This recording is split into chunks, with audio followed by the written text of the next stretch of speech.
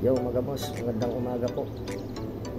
Bagong pasyente po, XRM Motard, card type. Medyo napabayaan lang kasi hindi na matagal na hindi nagamit. Yung swing arm niya po, kailangan na natin palitan. Hindi na po kaya ng remedyo. Delikado na po kasi yan.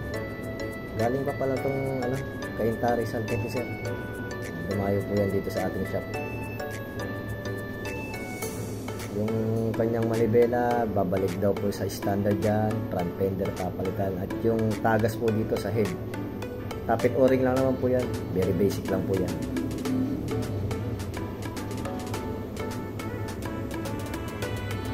Ito po yung ating ipapalit na swing arm, genuine from Honda.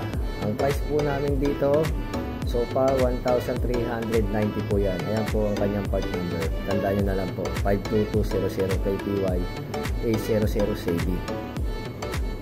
Baka may mga ibang parts din po kayong kailangan, visit na lang po kayo sa aming shop. Ayan po. So ito na po, no? Processing na po, magbabaklas. Po ang itsura niya. Binabara na po namin ang WD-40. Medyo mahirap na po kasi tanggalin. Ito, so dito po medyo okay pa yung kanyang chain adjuster. Kaya tinatanggal po namin para hindi na madagdagan ng gastos sir. Ito po yung papalit natin. Stock po yan na pang swing arm na pang disc type po yan. Ito po yung itsura ng kanyang swing arm. Halos mabali na. Po ipapalit natin.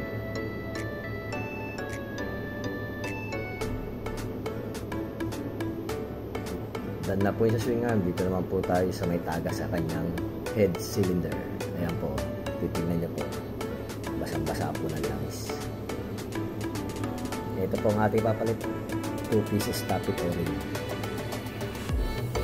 So eto na po siya mga boss, all goods na yan mga sir. Bago na po yung kanyang swing arm. Meron na rin po siyang sprocket cover. Ayan po.